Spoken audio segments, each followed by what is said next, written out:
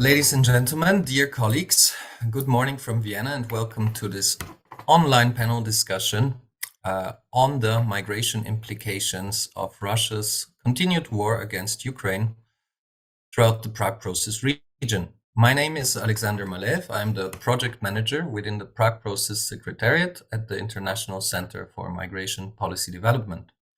It is my pleasure and honor to welcome you to this online discussion. We have 4 excellent experts here with us today, and we're very happy about the rich participation and the many participants who show interest in today's event. I would like to start with Mr. Franck Düvell. Franck was here with us last year. He also published a policy brief on different migration scenarios of the war. Franck, I would invite you to share your presentation and to start. Please, floor is yours. Good morning, everybody. It's a pleasure to be here again. I will be speaking about scenarios for the war in Ukraine and its continuous impact on displacement. I'd like to say that I began my work on scenarios already in November 2021, before the war. I saw the war coming. I was pretty certain it's going to happen. I was devastated by that and just calculated the possible impact on the people of Ukraine, how many would be displaced, developed 6 scenarios. I came up with a figure of 9.8 million. I never ever before in my life so much wanted to be wrong. Unfortunately, I wasn't. It was basically spot on. But to my dismay, there was zero response, zero interest by the public, media or policy makers. Only basically the day of the war, interest came. A few sort of remarks before I commence with my presentation. I would argue it's very important to remember that the war didn't begin in 2022. It began in 2014 with the Russian incursion of Crimea and then Donbass. The recent war was actually expected since already April 2021, when we saw huge military exercises of Russia on the borders with Ukraine. In the meantime, Russia has been analyzed in imperial power and the war, a colonial war. I think this is important to bear in mind. Also important to bear in mind is that Russia's aggressions historically over time cause or contribute much to the global refugee problem. And I just recall Afghanistan 79, Chechnya in the 90s, Syria in 2011, and Ukraine in 2022. And certainly since 2015, Russia plays out the refugee card against the EU. And I recall winter 2015-2016, when Russia opened the border to refugees entering Finland and Norway. It seems to me that for too long, the EU and its member states were complacent vis-à-vis these imperial ambitions of Russia and the refugees these caused. And I also argue that the academic community was ignorant vis-à-vis what I call the global East. Now to my sort of core presentation. The key question I address is the migration outlook. So how many Ukrainians will stay, return, move to other countries, or cause family reunification? In this discussion, we have to consider, I would argue, the interest of the country of origin, which is Ukraine, which has lost a significant part of its population, the host countries, the migrants themselves, the migrant families left behind, and also the trade-off of demographic and economic interest of all these countries mentioned. So the starting point of the current situation is that roughly 3.9 million people in the EU are beneficiaries of temporary protection. This is the latest Eurostat data. There is other data, it's a little conflicting. In any case, numbers are down already from 4.4 million in September last year, partly due to data clearance because there was an issue of double counting. It's rather less than these 3.9 million people because Ukrainians continue to return, but they do not deregister. So I give you the example of Germany. We always have reference to 1 million people, but in fact, if we add up data of beneficiaries of benefits, people who are employment, children in school, and so on, then we rather come up with 750, 780,000. The same might be the case for other countries. So I would argue that we rather have around 3.5 million Ukrainians in the EU who were forcefully displaced. We also have significant internal EU mobility. In particular, until summer 2022, people were moving from one country to the other before sort of almost settling down. We also have significant return migration from June last year. Several million people returned, IDPs as well as refugees. At least the German survey suggests that we have a very low number of Ukrainians who are not registered as temporary protection beneficiaries, around 1%. So in general, I would argue that we have fewer Ukrainians in the EU than commonly assumed. I want to quickly go through the macro level and micro level determinants of migration decisions. And obviously, the duration of the war and the scope of destruction matters. The longer the war, the more destruction, the less likely are people going to return. Also, the proportion of the occupied territory matters because people will not return there. Cross-regional product is important because it impacts on the absorption capacity of IDPs in Ukraine. Then we have the economic outlook of Ukraine, the reconstruction efforts. So the quicker Ukraine is rebuilt, the better the economic outlook, the better chances to find a job and to get salaries paid, the more likely, obviously, people would be to return. Family status matters a lot. There is the issue of forced migration. Of forced separation, so people want to be reunited with their families, with parents and husbands. But if close family members are lost or killed, then people are probably less likely to wanting to return.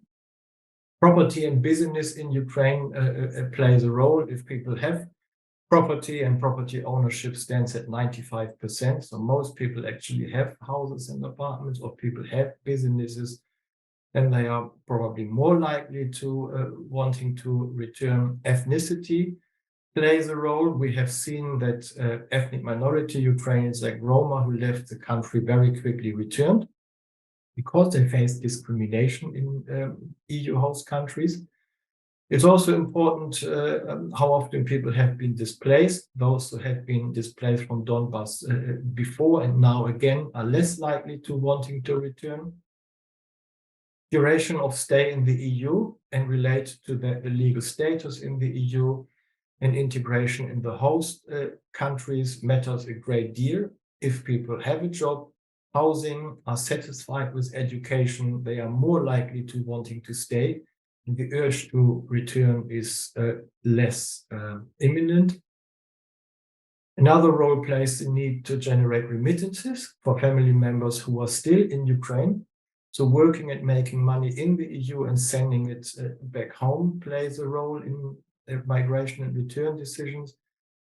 And finally, also important is the perceptions people have of migration, of the future of Ukraine, of life in the EU. So if their perception of Ukraine is rather critical, if their perception of Ukraine, of life in Europe is rather good, they are less likely to wanting to return. I will now look at 3 of my 6 scenarios, those I consider more realistically. Scenario A, Russia will be defeated and retreats completely. Significant Western aid will be made available to rebuild Ukraine, and that's already the case. So this is basically the pre-2014 situation. All Ukraine is liberated and under government control. Scenario B, Russia's current invasion will be halted and reversed. The country will be rebuilt. This would be the status quo after 2014. So parts of Lugansk and Donetsk and Crimea remain occupied, but all territory occupied after February last year will be liberated. This is certainly a possibility. I'm not sure how likely that is, in particular in the short term. So maybe it's a medium-term perspective. The scenario C would be that Russia continues occupying most of Donetsk, Lugansk, parts of Zaporizhia and Kherson Oblast, resulting in yet another frozen conflict. Still, significant Western aid will be made available to rebuild the sovereign parts of the country, fast economic recovery, and this is what we already see these days. This is a very realistic possibility, at least short term. So we probably look at some mix between scenario B and C, the unfortunate that might be.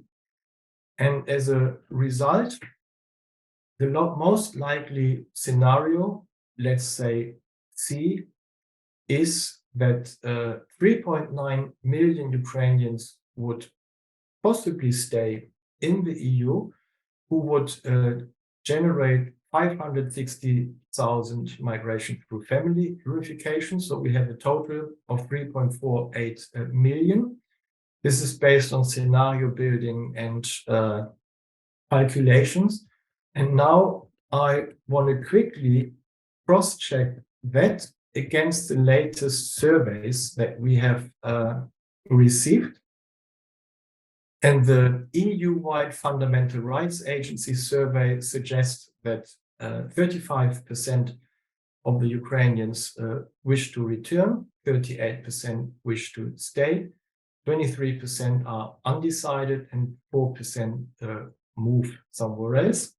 If we break it down to the different countries, the results are varying. In Germany, 47% want to return, 26% want to stay, 27% are still undecided, and 50%, this is important, consider family reunification, so they would bring in family members from Ukraine in case they stay.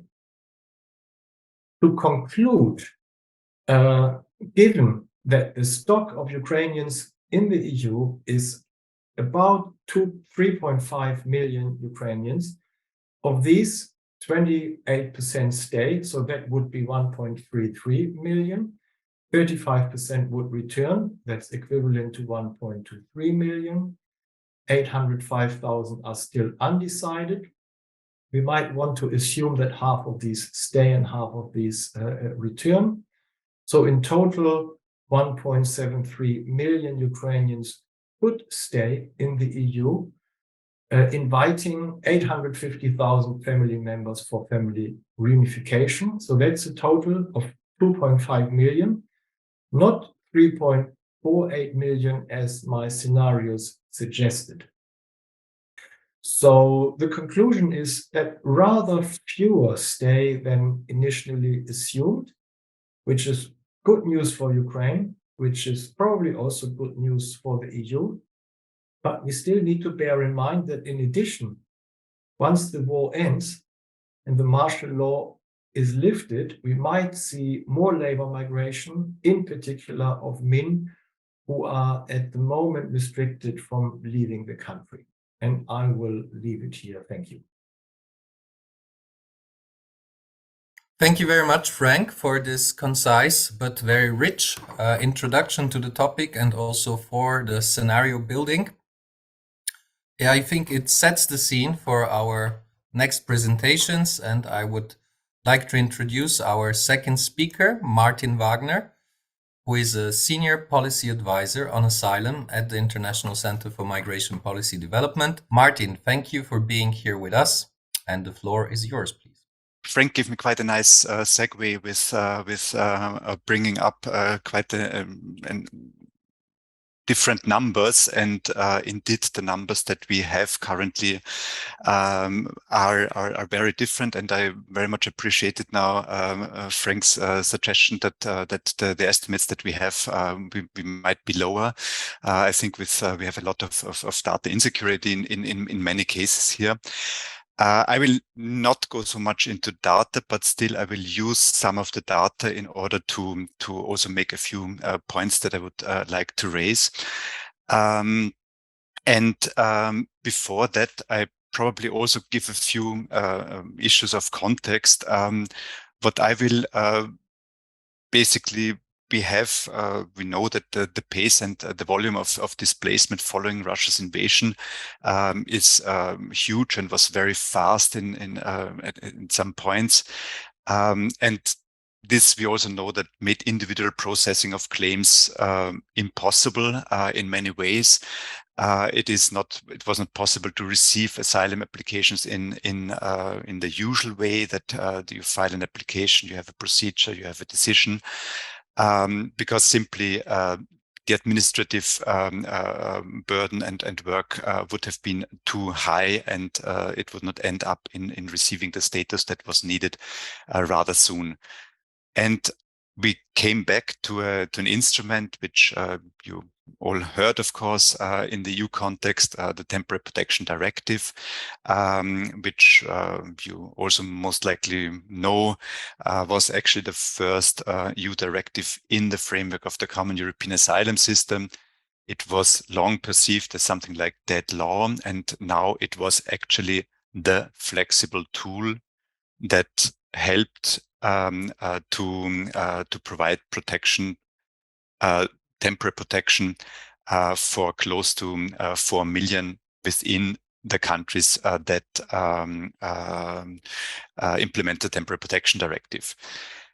Of course, the Temporary Protection Directive is for EU member states, but also non-EU member states, non-EU European countries also have similar schemes in place that have similar rights, that provide similar rights to people under protection. Just one more step back, just that we're also in the same picture. The EU Council decision made clear who falls under temporary protection and circumscribed these groups. And it is clear that all of those who are covered by this definition, who moved to EU countries, fall under temporary protection and enjoy this right. So there are a bit different ways of how temporary protection schemes are used outside of the EU. They are more tailored to an application also, but this temporary protection is really a status that it is given without a special procedure and help thereby to not go into detailed procedures.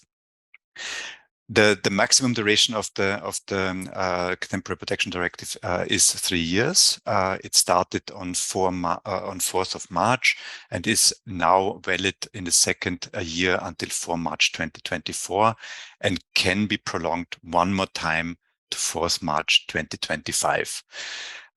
This is on the one side up to the Council then to also do it. First proposal by the Commission to prolong it, and this, I guess, is to be expected that it will be prolonged until 2025 for several reasons. Now, what I introduced now was a bit the topic of what I speak now in the next 10-15 minutes, because the issue that comes is what happens if temporary protection ends. One can say the Temporary Protection Directive was the right instrument. Basically, it was very positively received by all. But at the end, it will be also tested how we come out of this temporary protection status and how this will work in a transition. We held here discussions among ICMPD and also IGC member states, which is the Intergovernmental Consultation on Migration, Asylum and Refugees. And we joined for an initiative to look what happens once temporary protection ends. Now, when we looked, what kind of examples do we have? We looked also back, and we looked into past policies, and there is, of course, the situation that happened after the fall of former Yugoslavia, and particularly when we look into the example of Bosnia and Herzegovina, where quite a number of people left from Bosnia and Herzegovina during the war. Of course, the scope of this situation compared with the situation now in Ukraine is less, but we saw very much the response back then was, despite there was no EU framework like the Temporary Protection Directive at that time, countries, individual countries also provided some forms of temporary protection already then, for the same purpose, in order to not block the asylum system completely from functioning. But my point here is a bit more interesting, is what came after this temporary protection status ended. And there we saw there were different policies done at that time. There was not this EU joint framework at that time, and there was also not this concerted approach. And we saw here in Germany that prioritized returns versus, on the other side, countries like Sweden and Austria had foresaw rather swift transitions into long-term residence. And if you look down there at the numbers, I tried to emphasize a few numbers that are in this context interesting. Of course, if your policy prioritizes returns, and we see this with the number of Germany, the majority also returned. But we also see another add-on effect, and this is on the very right side, that from Germany, many moved then on also to other member states, because they looked where situation would be better to stay, probably. On the other side, with Austria and Sweden, we see that the majority stayed, and then also we did not have less, we had less or no onward movement to other countries.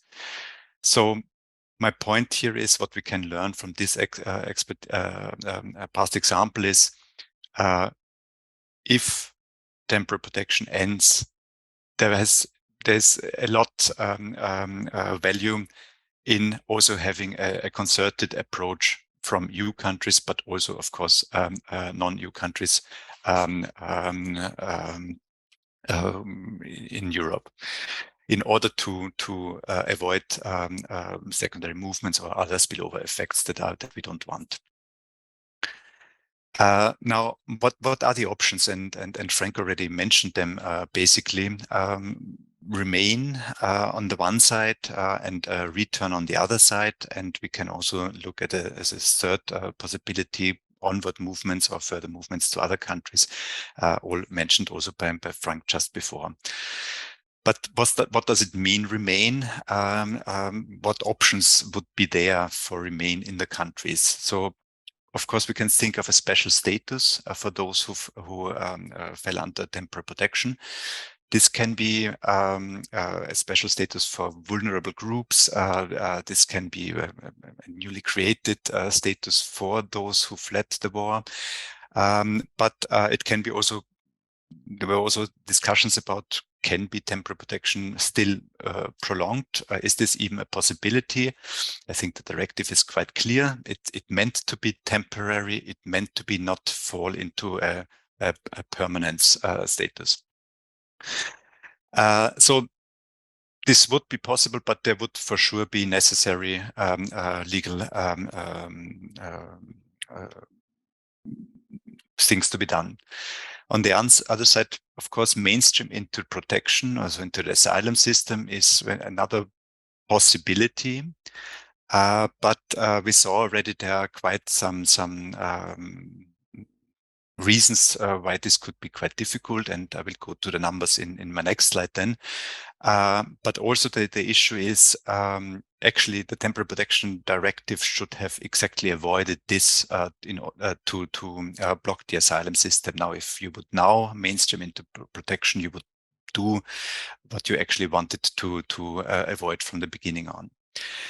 Further, there's also the question what kind of status it could be. There are some voices that refugee status in many ways does not fit in the Ukrainian context. Subsidiary protection might be also complex.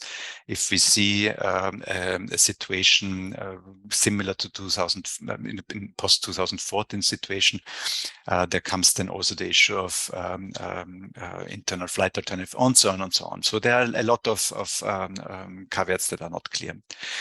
Mainstream into regular migratory channels. What I mean here is going into labor work permits, into family reunification permits, and so on, is also a possibility.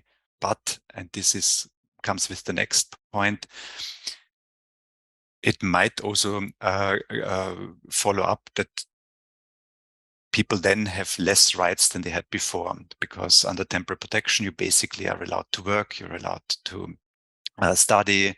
So there's basically a very broad rights that those beneficiaries under temporary protection enjoy.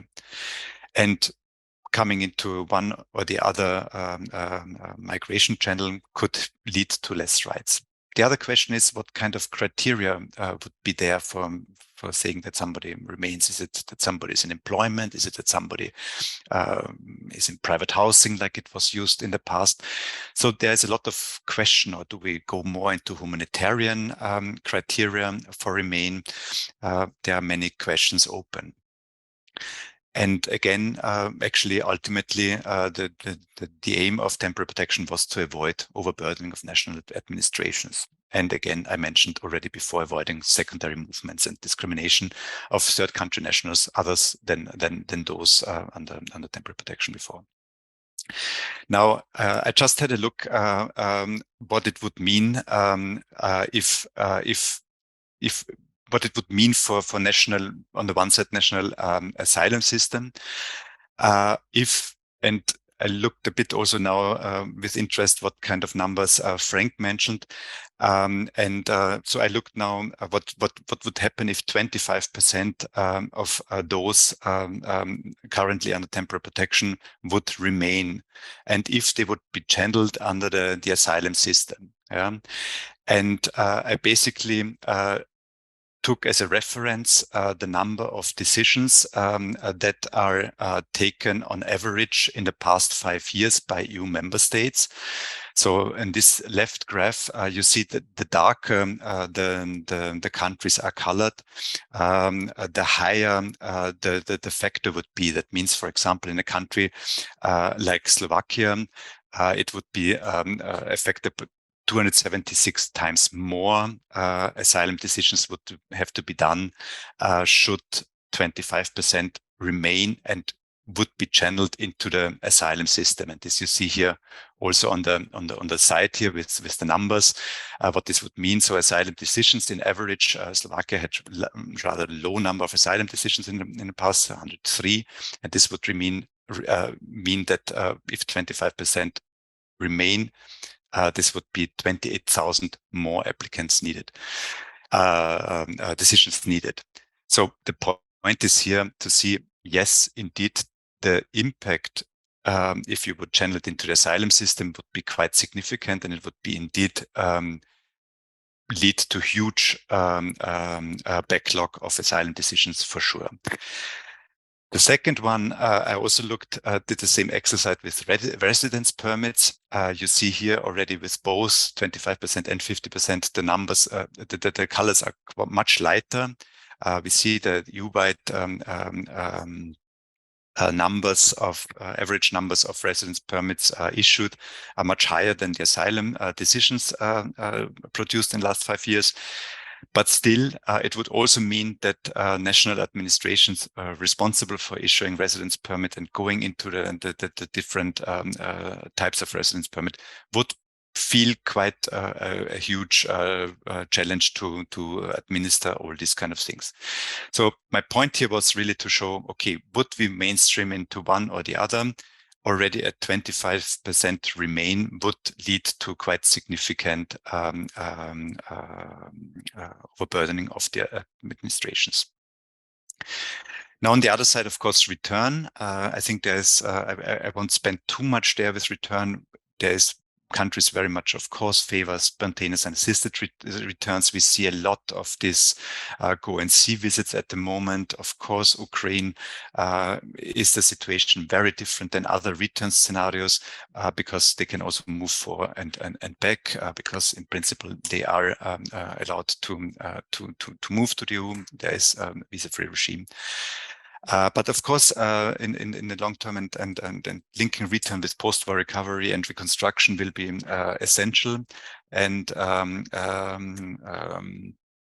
also something to look for. Now, I will not so much go into details, but for sure, when we look again how to end temporary protection and again emphasize the success of temporary protection so far was that this concerted approach was there. As well will be also any return programs should be also done in a concerted manner. For example, to have phased returns to avoid different return programs, and above all, to avoid legal limbo, meaning that they neither can remain nor go back. This brings me to some of the conclusions. I think essential is whatever comes after temporary protection is to keep the initial objective of temporary protection in mind, which is to, in one way or the other, avoid overburdening of administrations. That we saw already with the numbers that I tried to explain here, that already 25% of remain would significantly have impacts on the various administrations. Much more on asylum than on the legal migration side, but still. It seems from discussions that we followed so far that there are some solutions more and some less likely. We saw much less kind of appetites by country to look into the asylum to mainstream into the asylum system. Probably also because really of the capacities that are there. And we also should not forget other additional themes that require attention. There are still also a number of third country nationals under temporary protection, not from Ukraine, who were also covered by the definition. There's quite little talk about this group here, but also there is also this situation that can be also still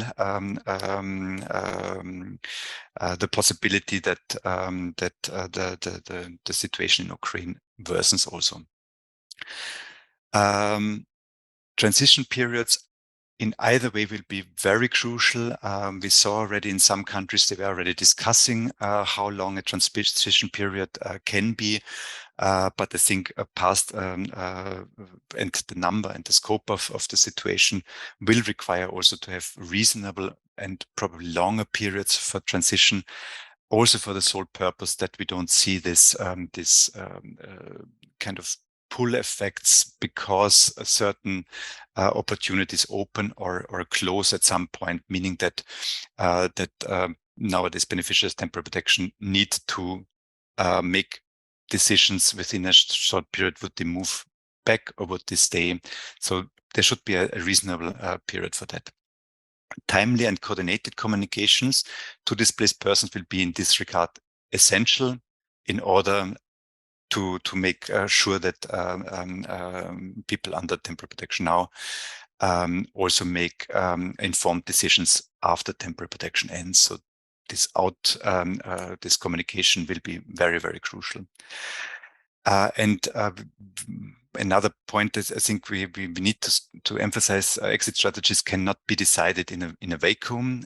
So whatever policy decision comes after temporary protection ends, it must take, of course, the capacities also in Ukraine, for example, to receive back Ukrainians at some point into account, but it also needs to take into account non-EU countries who also host Ukrainians. So this should be in a concerted and not decided in vacuum. And the right time to start considering exit strategies, I think it cannot, from what our discussions that we had so far, it cannot be timely enough and early enough because, as I tried to explain, whatever direction you go, there will be some adaptation time needed, and in some of the possible solutions that are on the table, there might be also legal amendments or new legal documents necessary. For those of you who are interested, we published this discussion paper, and I will then also try to share the link to this discussion paper, where you see a bit on the current situation of temporary protection and stimulus schemes. It's a bit of a look back in Bosnia along the lines what I shared right now, and some more information about possible exit strategies, focusing on remain, return, and transnational solutions. Thank you, Martin. Thank you for describing the choices that Ukrainian displaced persons will have to make, or also policymakers across the receiving countries. Here with us today, we have policymakers and migration experts from around 25 countries. So I hope that this presentation will also provide some inspiration to them. We have now had two presentations dealing with the displacement from Ukraine to the EU mostly, and it's now time to go to another topic, namely that of internally displaced persons within Ukraine. And I'm very happy to have here with us again Volodymyr Panchenko, who was here with us last year and who already provided information a year back about the situation of displaced persons, not only since February 2022, but also since 2014. Volodymyr also wrote an analysis with the Prague Process, and you can find that on the Prague Process website. Thank you very much. I will try to avoid figures which were mentioned before by the speakers and concentrate more on employment and adaptation of internally displaced persons. But I would like to explain that this table this picture shows that before the full-scale invasion, the number of IDPs was lower than 1.5 million, then it increased to 7 million, and then decreased to 5.4 million people. And when we talk about the situation today as compared to last year, it is very dynamic. People move to EU, then they come back. There was much positive hopes last May, and in fact after September last year, many people moved to their places, and then that stopped because people were positive about the offensive of Ukrainian troops, but it hadn't happened yet. So this situation is very dynamic, but this dynamics dictates to the internally displaced persons that they do not move very far from their homes. For example, like if they have shellings in Kharkiv region, so they stay for several months in Dnipro region or some closer regions, and even they move back from Western Ukraine, from the central Ukraine. And people are emotional while they fear of changing the situation, not only with challenge but also with expectations. For example, in December, in expecting the Russian offensive, more than 600,000 people left their homes and became IDPs. Though if people are internally displaced, they are not definitely registered. The reasons are psychological. First of all, last year there was like, this is not for long, we will come back home.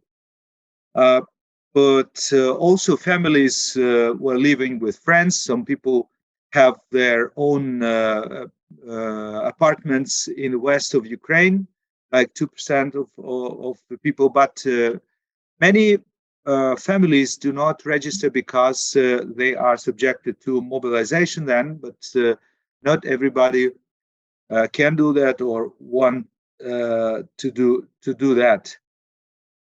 The structure of IDPs is quite includes the pensioners, like more than 20%, and many disabled persons. Many families carry with them the disabled.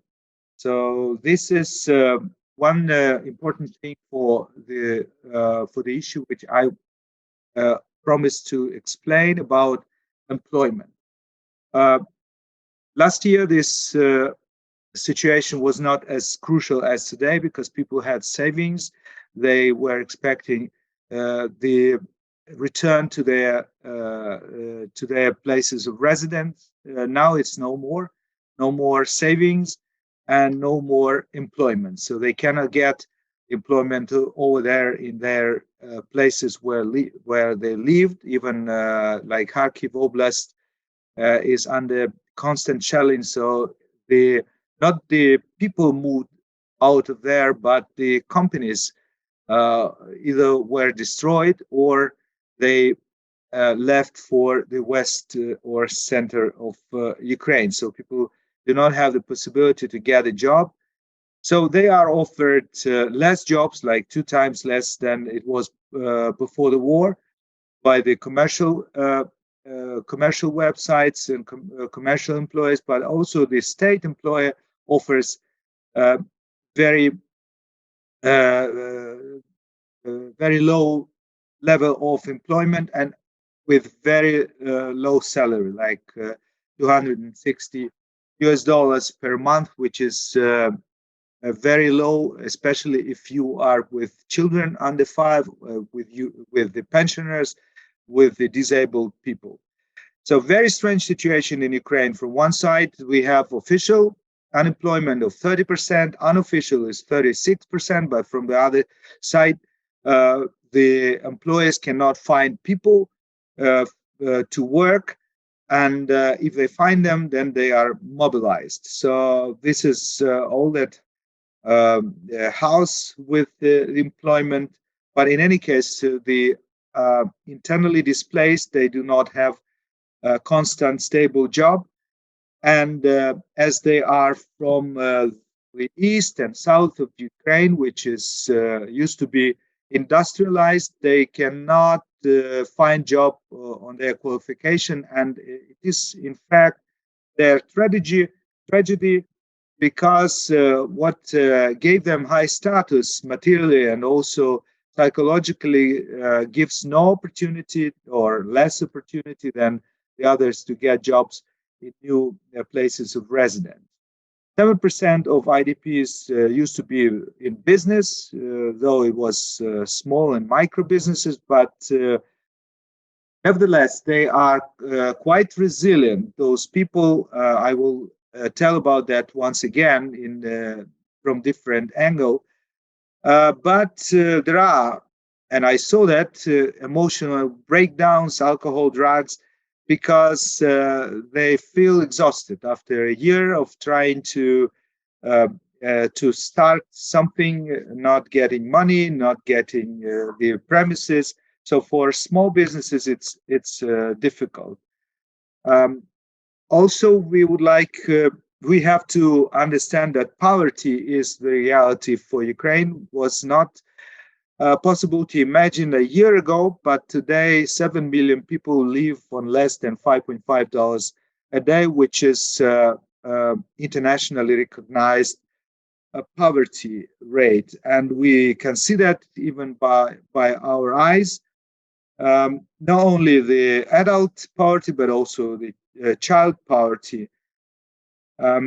So we can see young boys trying to wash cars in the streets, but also they are coming to some more some criminal cases because of the increasing poverty.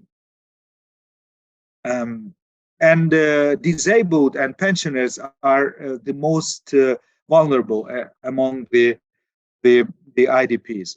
So there are some factors which increase this situation in a negative way, that there are more IDPs and the government tries to reform the payments, and some IDPs will lose even that small amount of government aid of $46 per month.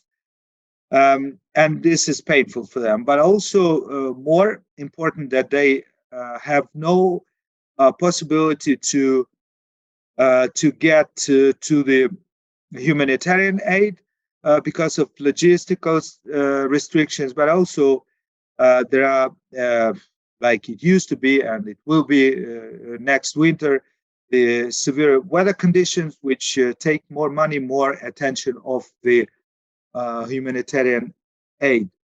And when we talk about the poverty, we have to understand that food security is one of the chapters of this problem. And people used to have so-called food packages, as IDPs spend 90% of their resources on food. Now, as they have to have the healthcare and other expenses, they try to cancel their spending on food, and at the same time, the government canceled the food packages, which is also painful for the IDPs. Speaking about poverty, we have to understand that there are two major problems for IDPs: is the housing. 20% lost their homes, the places of their former residence. They now rent housing, like half of them. They live with relatives and friends, 30% of them. And they live in modular camps, modular towns. There are not many of them. Where there were promises last year that hundreds of thousands of people will move in 3-6 months to modular houses, but it has not happened. And the reason is that this housing, as the IDPs say, that is not living, but this is just surviving from one side. And when we did, after the war started, I've been involved in many of the development programs of small and bigger communities, and we were talking with IDPs, which is the potential for every community, like several thousand people, but is not used by the communities. And the IDPs argue that they don't have normal housing, and they argue that number two is employment, which I explained just before. And they have their suggestions. I mean, the IDPs, they say that they have vouchers with fixed prices because the prices sometimes go high. If the possibility to live in villages in abandoned houses, there are many in Ukraine left houses, but also they hope that the construction for them will be soon. And moderate towns are quite the possibility to solve the problem. But there is an opinion that the lobby of the developers does not allow to build one-story houses, because they built before the war, and they used to build only the high-rise houses, which are not sold today, and they lobby with the government the building of high-rise housing, which moves the government saying that the modular houses and the small housing is not good for the IDPs, which is true, but only half true. If there would be a one-story housing, there would be cheaper, and it would be possible to build by the IDPs who are, as I told you, professionals, and they can build the housing and they can equip it. But it's not happening, and the reconstruction, if it is to start in Ukraine, it has to include housing and employment all together in one place, because people cannot live in modular houses or elsewhere if they don't have normal jobs which they had before in industrialized regions. Two more things which I want to mention is instant poverty. Instant poverty, it's about the people who had good status, material and financial capital, social capital, and at once they lost everything. So this is instant poverty.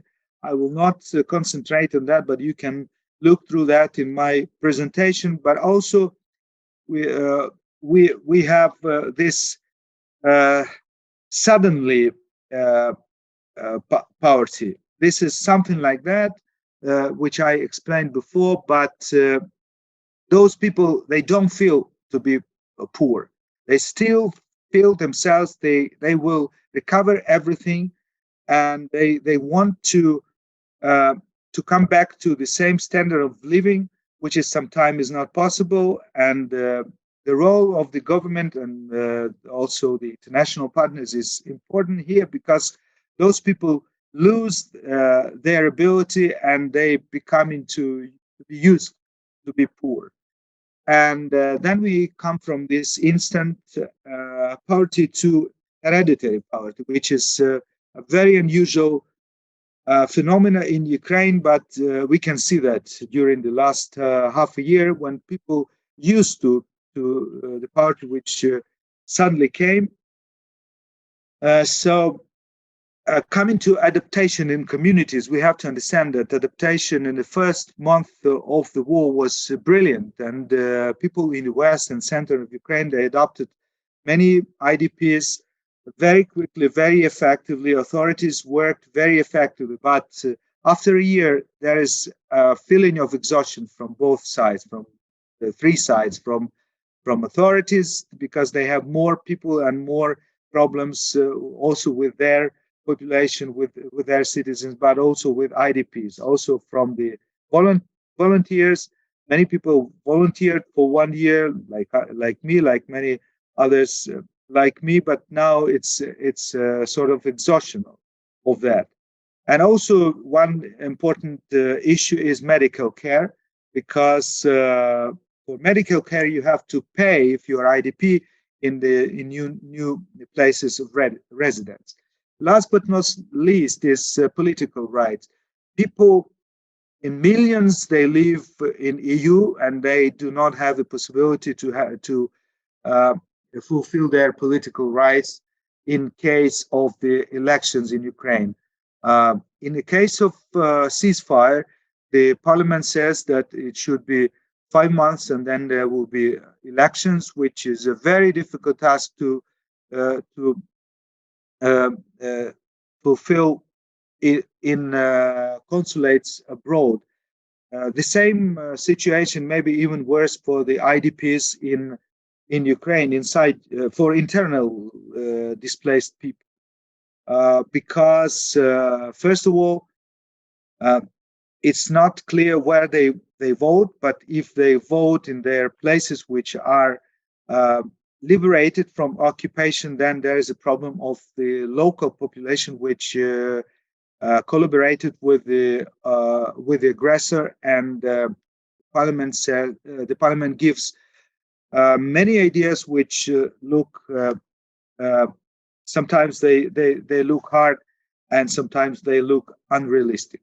But in any case, the government of Ukraine prepared the strategy for IDPs for the period of up to 2025, which includes the evacuation first process, first the information about evacuation, then evacuation from dangerous areas which still exist, the adaptation which I discussed in my presentation, then gradual relocation from the places of like mobile living places to the territorial communities, and then support of safe return, which is very difficult and very optimistic if we can remember what Mr. Düvell said about the possibilities of liberating the whole territory of Ukraine. Thank you very much. I would be ready to answer your questions, and you can look through my presentation, which will be shared then. Thank you very much for these insights, and also for looking inside Ukraine.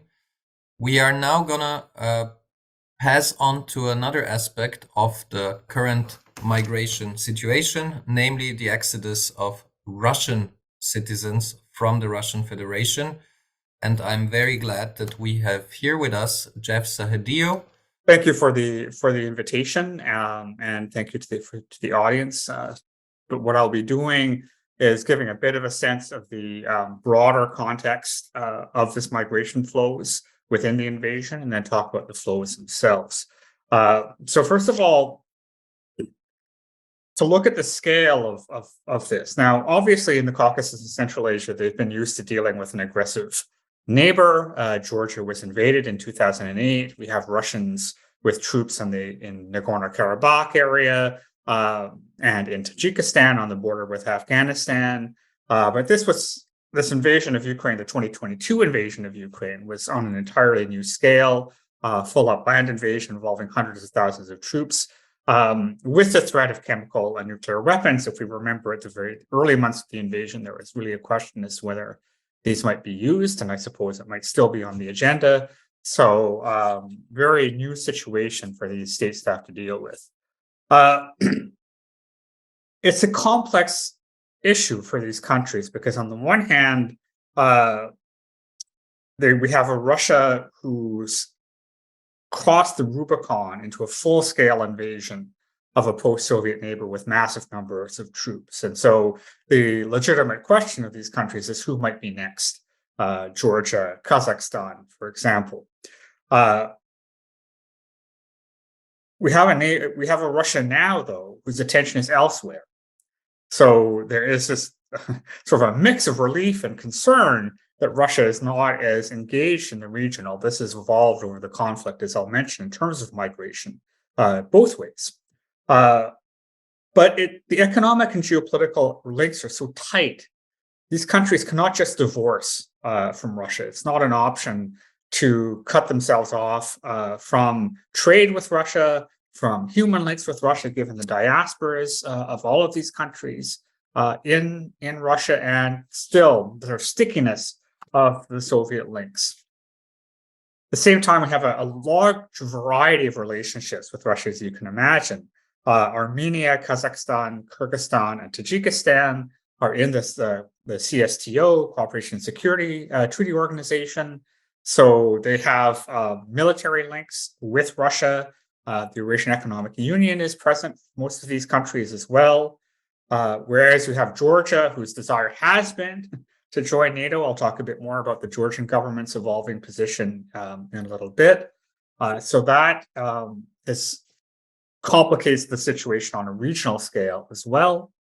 And then finally, the state and societal impacts of this invasion have been manifold. Each state themselves has had to navigate the geopolitical implications of this new world. States and societies have felt economic shocks, but also economic benefits in a way that I don't think anyone really would have predicted at the conflict start. These societies have had to be the ones to bear the brunt of these waves of Russian migration on the one hand, but also the psychological impact of a Russia that has now crossed, again, this Rubicon into an all-out conventional war. So if you look at the political effects, the challenges for a multi-vector foreign policy, each Caucasus and Central Asian state sort of leveraged their geopolitical position and location to maximize its room for maneuver between Russia, China, the European Union, and the United States. And what's been interesting about this conflict is it's really allowed, not necessarily a complete recasting, because all the actors are still the same. The countries haven't moved geographically, but it's reset these multi-vector strategies. So we've moved even within this conflict, within this sort of year or so, from this worry of an impending Russian regional hegemony into, and potentially for a window of opportunity for the United States and the European Union, which seems to have stalled both of these things. And now we might be seeing a rebalanced Russia-China influence, particularly in Central Asia, and then the Russians re-engaging this region because of what it can offer in terms of trade and geopolitical relationships just over the last few months. So just this region has been very unsettled on the heels of the Armenia-Azerbaijan conflict, which is still simmering and still causing issues. And one could argue that some of the military tactics from the Armenia-Azerbaijan conflict have both presaged Russia's invasion of Ukraine. And we see in terms of drone warfare, in terms of the relationships between other countries, Turkey especially, and the region have grown. And the unrest in Kazakhstan, which has also led to sort of unpredictable relationships between Kazakhstan and Russia since the invasion. I've already mentioned sort of fear and the uncertainty, really, of an aggressive Russia. I find it very present on the minds when I've traveled in the Caucasus and Central Asia, especially in the Caucasus and Georgia, as you can imagine, which is occupied in terms of South Ossetia and Abkhazia by Russian troops. This longer-term psychological effect that Russia now could at any time launch this full-scale invasion of one of its other neighbors. In terms of the United States, again, and I might even say the European Union, I think a lot of the countries, the states and societies have lost any real confidence that they would have that the West might help them, and in fact deal with these migratory waves, because one of the reasons they're coming in such great numbers to the Caucasus or Central Asia, all these Russians who are fleeing, is because they're not allowed to come to the European Union, with very few exceptions, or to come to the West, where I think many of them would like to go. So they're corralled basically in these countries with all the effects that I'll talk about. And then China, as well, as a bit of a wild card in this situation, how they'll be looking at the conflict, how they might either give economic benefits to these countries who are hosting all of these migrants from Russia, maybe indirectly. What's going to happen to the Belt and Road Initiative, for example, which was supposedly a saving grace for many of these countries before the conflict and before COVID, but we have heard very little about it in the last couple of years. So when we look at the political effects, the domestic political effects of this invasion of Russia, and then the initial Russian waves of migrants that have come down, it's very complicated and varies by country and also within the country as well. And I think that's one of the most interesting things about the way this conflict has evolved.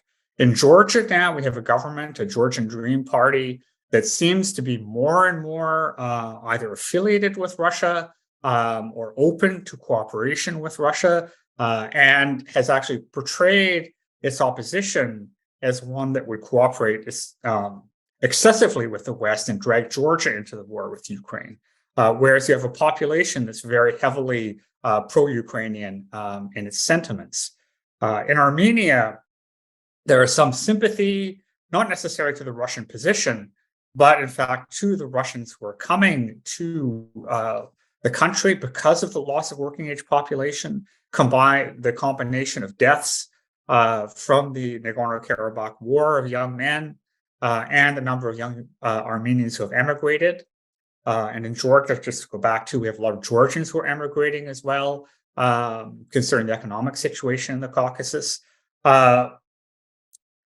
We have in Armenia tens of thousands of IT workers, Russian professionals who have gone, and over 1,000 Russian companies that have relocated to Yerevan. And this is seen by the society as a good thing, even though the fact that there are higher numbers of Russians in Armenia is not viewed as positive by the population, because, of course, there's no sense as to when they would go back. And even this is a double-edged sword. There's some desire to get these Russians out of the country as quickly as possible and back to Russia, but also the realization that these Russians, especially from the first wave of migration, bring a lot of expertise and brought a lot of money into the country. And if they leave, then it would be economically very complicated. So it's very difficult for these countries to try and these societies to try and figure out how to cope with this.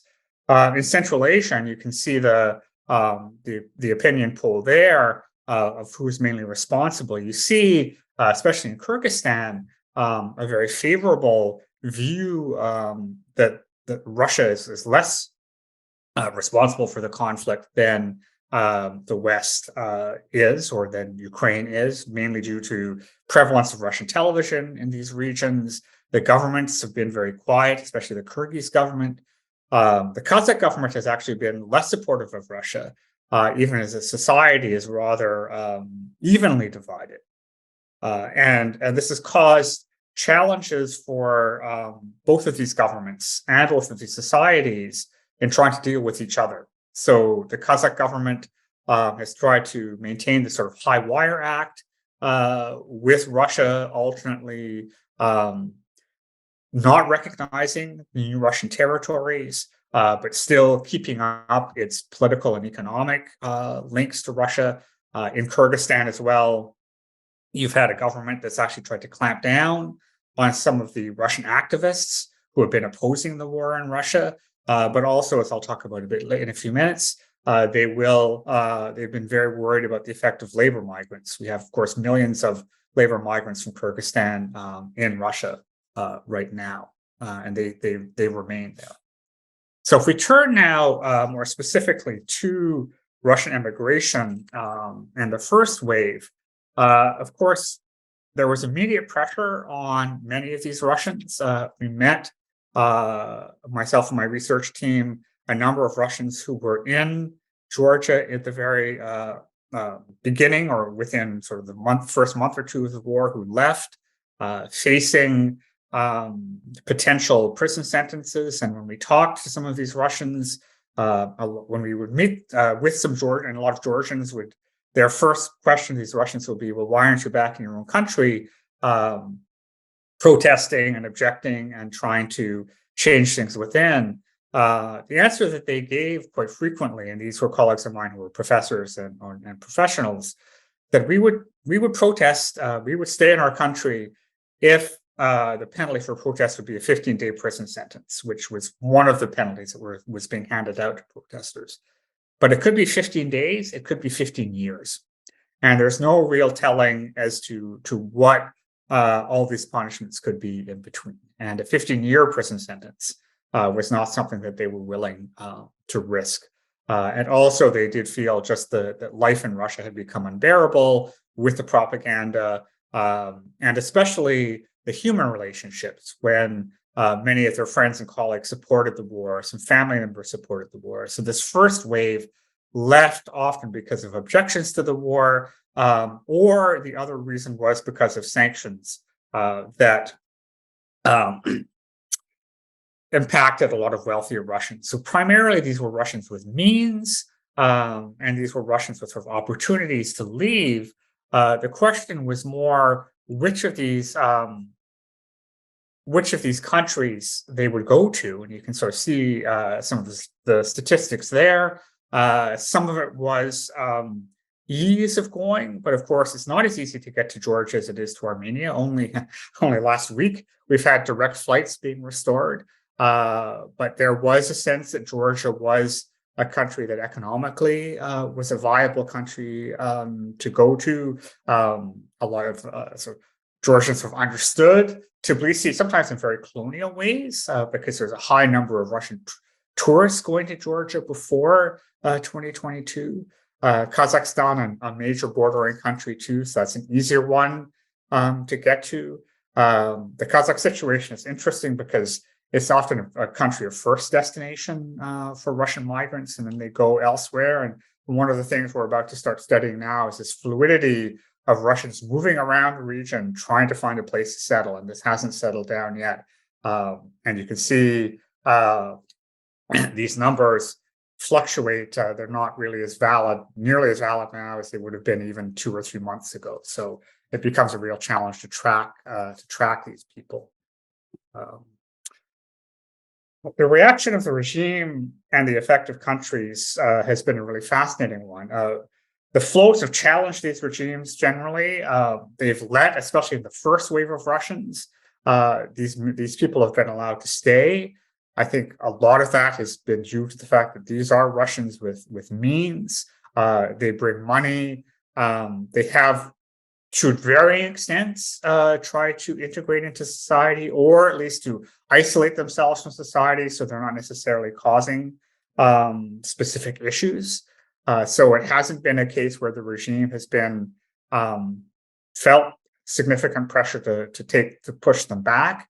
And Russia has not made any moves to try and repatriate these people, put pressure on any of these governments to bring these people back. I think the Russian government would prefer that some of these especially the first wave migrants stay out of the country if they're going to cause problems in terms of political support for the war. But still, there were massive effects on these countries. The first effect, and still one of the most lasting ones, was immediate pressure on rental markets and upward pressure on prices for renting apartments in some of these major cities, Tbilisi and Yerevan, Almaty, Astana, Batumi in Georgia, which has become a very significant Russian, not just entry point or Russian point to stay, where apartment prices have doubled or tripled since the invasion. And that has led to, and of course, these countries don't have anything like some kind of rent control. So many of the Georgians I talked to, especially a lot of students in Tbilisi and Yerevan, have basically been kicked out of their apartments with a month's notice if they can't pay a doubled rent or a tripled rent. So it has had substantial effects on low and middle income people in these cities, national students, and others. Also, these Russians brought with them a significant amount of money. So capital inflows, especially into Georgia and Armenia, these smaller countries, have really challenged the economy in different ways.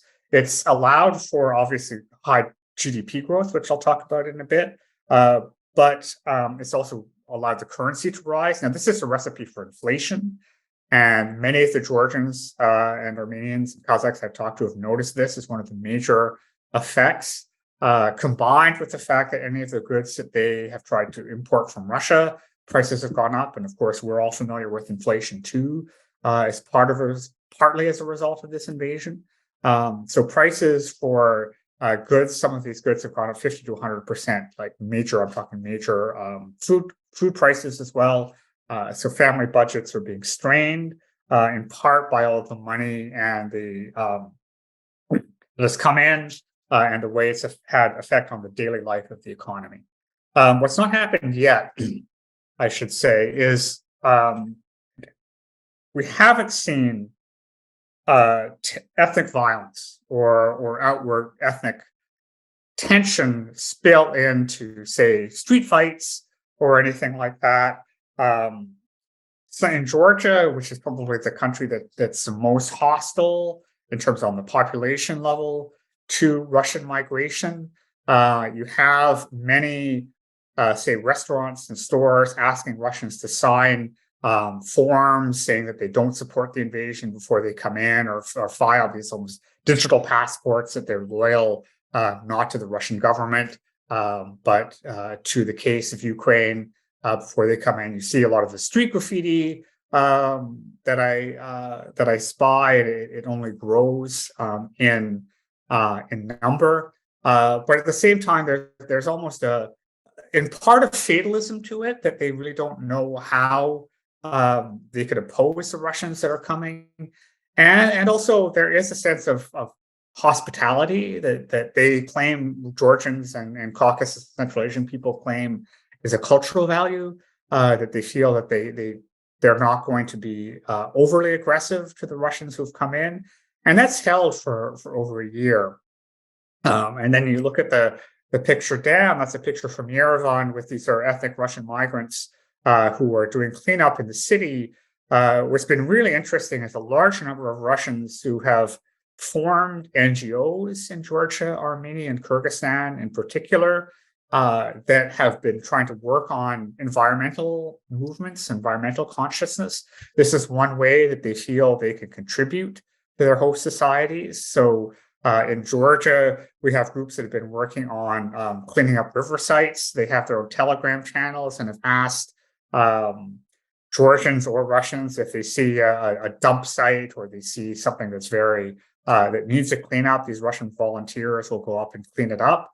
So a way to try and integrate themselves, and also a lot of the freedom that some of these Russian migrants, first wave migrants, felt in terms of being able to politically mobilize, which obviously they don't really turn into any domestic groups, but they're politically mobilizing in terms of the environment, in terms of international reaction. And also, when we turn to the top slide on your right, which is the head of a group called Russians Go to the Forest, which is trying to organize Russian a network of Russians to get Russians, smuggle Russians out of the country, basically, get them out, get them away from military service, and also to welcome Russians who have left Georgia and Kazakhstan. And the second wave, which I'll talk about in a minute, these people had less preparation. They needed the help as well. So we have a lot of these wave one migrants who are now feel themselves integrated enough in society to not only help more recent migrants, but also to try and organize against further mobilizations and to try and assist younger Russians who might not want to fight. And then in the bottom photo, you see some IT professionals from Yerevan who, again, have transformed not just the economy with these 1,000+ companies coming into Armenia. The streetscapes are very different, the number of Russians in cafes, and in some sense fulfilled what Armenia's been trying to do for over a decade, is try to make Yerevan an IT hub. And so that's one of the fears in Yerevan, that when they go, these companies will take up with them, if the Russians go. It's sort of unclear yet what they'll do. And then Yerevan will be left isolated again. So when I look at the second wave, and sorry, just at first, this image on the bottom there, which I took in from a wall in Tbilisi a couple of months ago, I don't know if it's from this Go to the Forest group, but for those who can't read Russian, basically it's a telephone number. They're asking Russians to call if they know family members who want to abandon the war, and they'll try and help them. The second wave, which happened in September as a result of the mobilization, was a somewhat different wave. Younger men, generally, a sort of profile that was a bit less professional. Georgians noticed the difference, and I noticed the difference, having been in Russia, having been in Georgia before, that these were men who seemed to be less integrated. You could see them sort of on 18, 19, 20-year-olds on skateboards in parks and things like that, in downtown, having more of an effect on streetscapes than others. it's very unclear, and I don't have a lot of time to get into this, but there's fewer of these people were had political objections. Many came because of the conscription order, but that doesn't necessarily mean that they weren't opposed to the war. It's hard to migrate, right? And I think that's one thing we maybe need to keep in mind, that these Russians have family members, homes, jobs. So until a lot of them felt the real threat to their lives, they weren't going to migrate. But it doesn't necessarily mean they supported the war. But definitely their decision was rushed and their future plans less settled. So we see a lot of circular migration within the region. And then the worries from host governments and societies have increased as a result, because of the fact they know less about these types of Russians. So Kazakhstan, for example, has has not renewed a lot of these 6-month visas that they were giving to Russians who came in September. A lot of these Russians are ending up in Georgia. So just to conclude with some economic and political impacts, Georgia and Armenia have seen double-digit GDP growth with a lot of undesirable side effects, such as inflation, and this question of durability. How will this economic growth look in the future? How much of this Russian capital will stay? These Russian people will stay. This question of sanctions, which I don't really, it's not as germane to our own specific topic here, but I would just say the worry that sanctions would have an economic impact on these countries is a bit overblown, because the sanctions evasion has actually given much more to these economies.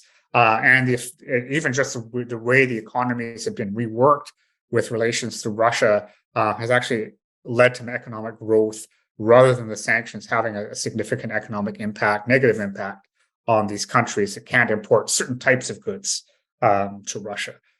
Political unrest in Georgia, which I can talk about in the Q&A if there's any interest. Just recently, Georgian Dream has been seen as been very close to Russia, trying to adopt a lot of Russian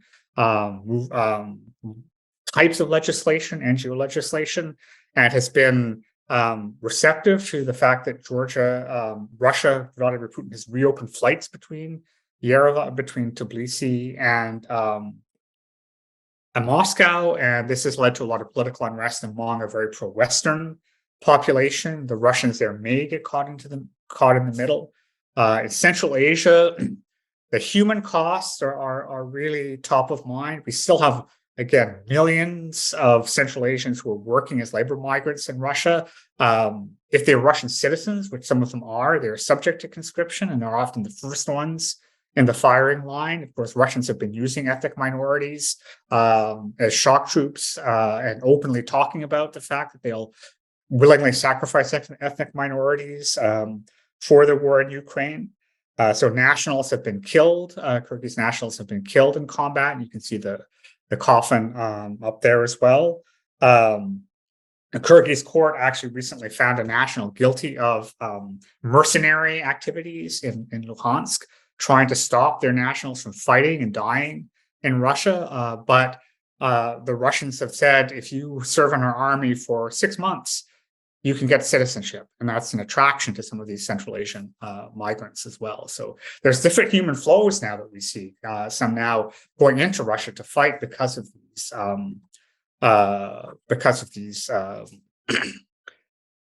promises that the Russian regime has made. So the cities have been remade, the region has been remade, and I'm happy to talk about that more in the question and answer period. So thank you for your attention.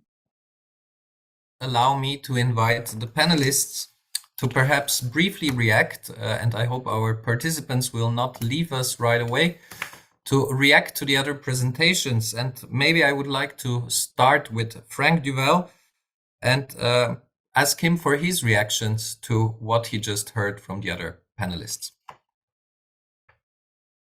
Well, I'm most moved, to be honest, by the report in the situation of the IDPs in Ukraine, because when we talk about refugees, then we often talk about the international dimension, and we often overlook the internal situation.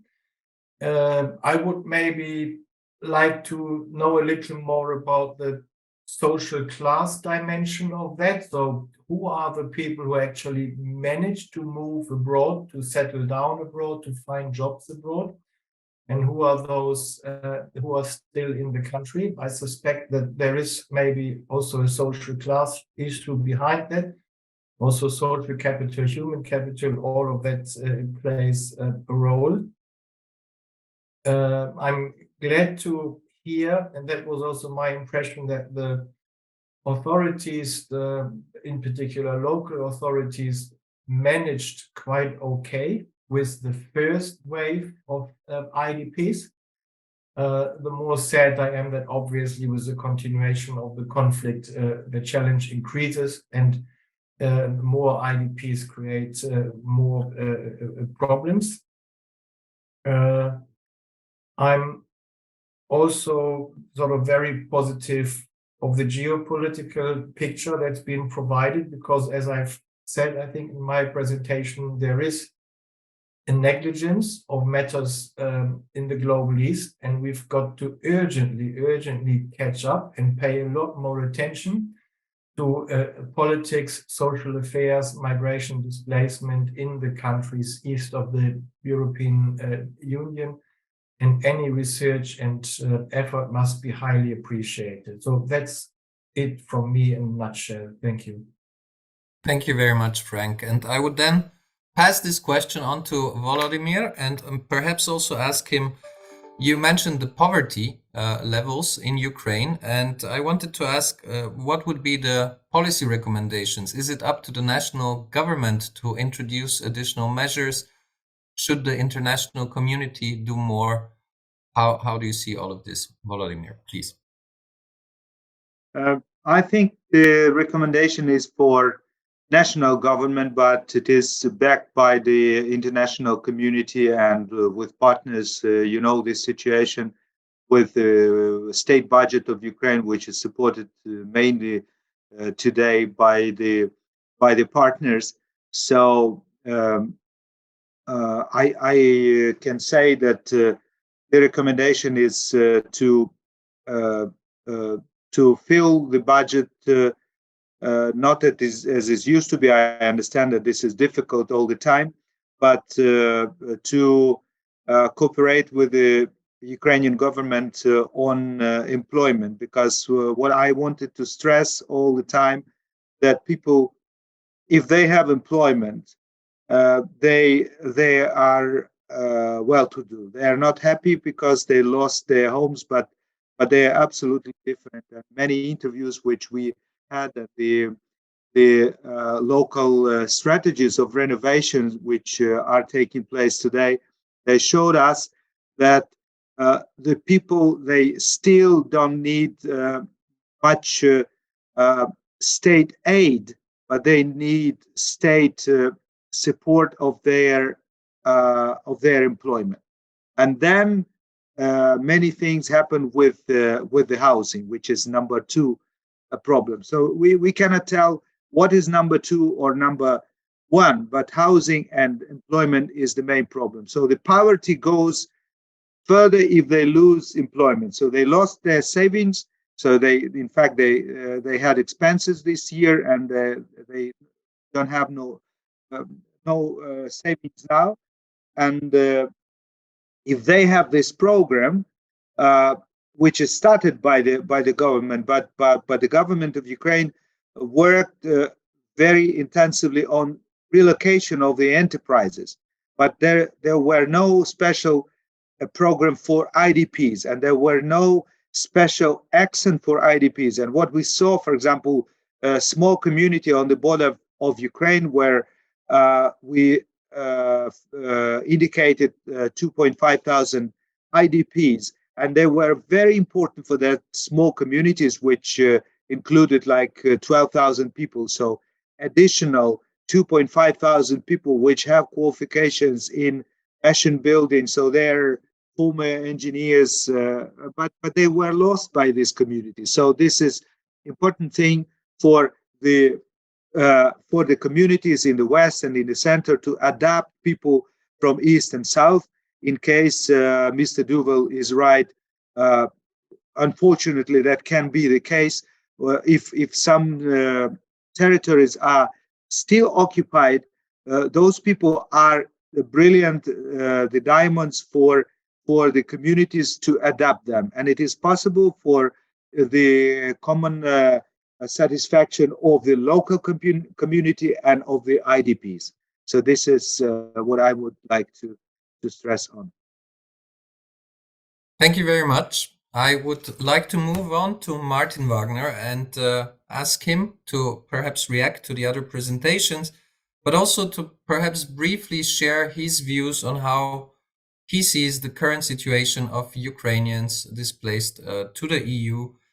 We have not talked much about housing, labor market, integration, education, and whether he has any policy recommendations that he could share within a very short comment here.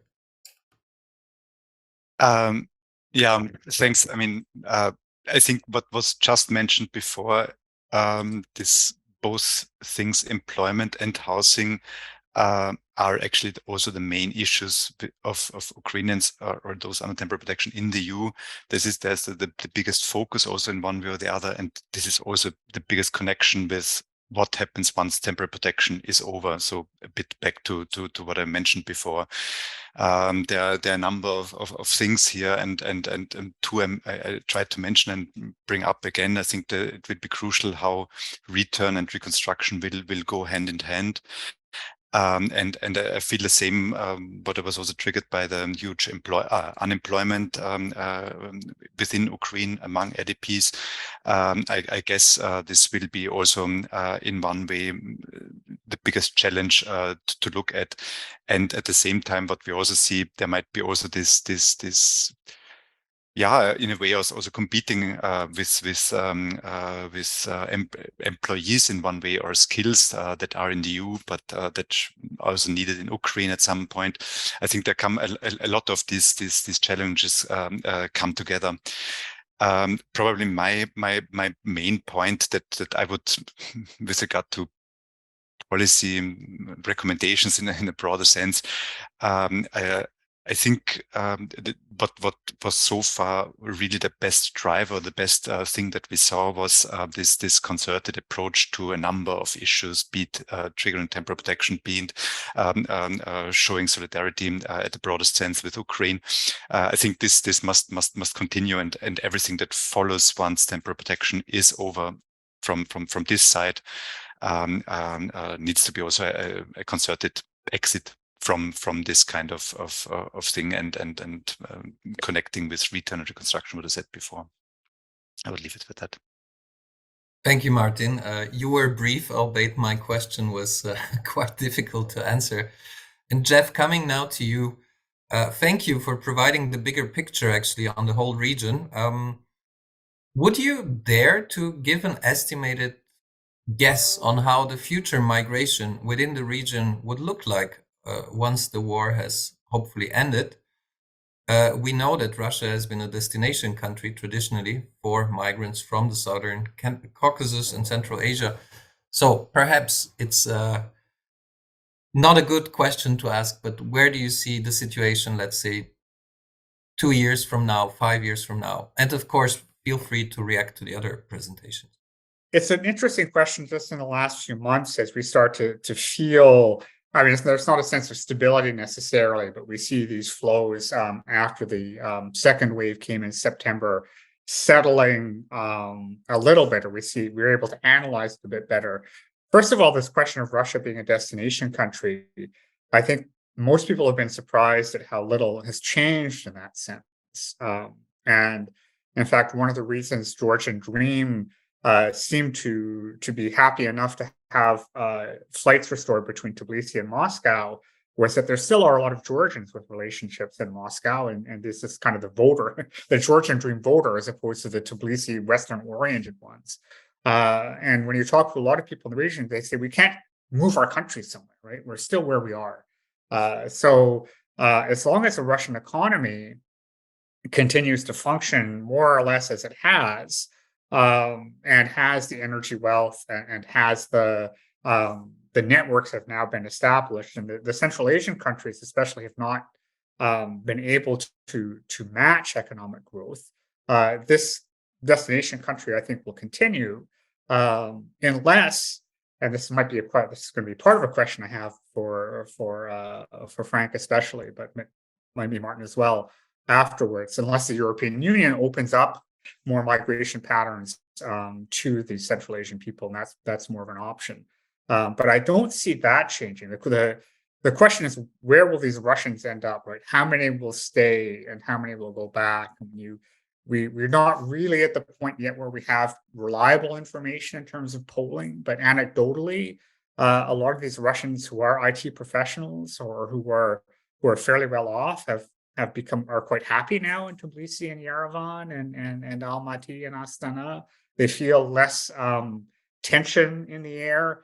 They're able to mobilize. They're able to have really strong international work connections. They like the smaller scale of the city compared to Moscow and Leningrad. So I think those people, you'll see a fair number of them settle, and how they'll remake those cities will be really fascinating, I think. And there will be a challenge to the local populations to try. They will tell you, with people in Yerevan and Georgia, it's not the same as in the Baltic states, where there was a large anti-Russian movement against the people who were there. So I think that will settle down, at least. The question will be, how many would go to the EU? And this is sort of Central Asia or Caucasus, people who might normally go to Russia, or how many Russians, if this conflict is over and these Russians are able to go to the EU, how many will then leave these countries and go there? So now I sort of this was one of the I really appreciated Volodymyr. I thought the human angle you gave to the presentation, your presentation, was wonderful. But for Franck especially, I was sort of thinking of your forecasts and thinking, first of all, how many Ukrainians might actually go back, considering how poor the situation is when you look at Volodymyr's presentation, but also this temporary protection directive to both of our speakers who've been looking at the EU.